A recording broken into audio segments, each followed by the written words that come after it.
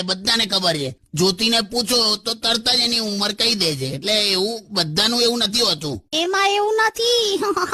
એમાં શું છે કહું તમને બહુ જ હસવું આવશે.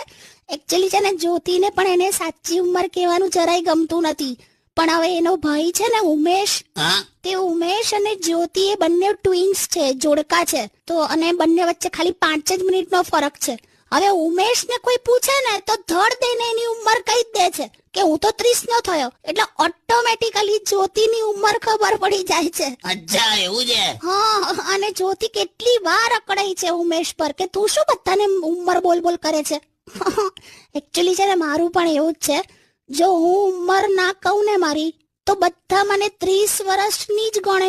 આ તો થોડી જાડી છું ને એટલે હું કઈ બોલતી નથી એમ. થોડી જાડી એમ? યસ. એટલે તને તો હું આમ તોડી નાખું ને તો તારામાંથી 3 માઉન્ટ આબુ બને. ચૂપ રહો.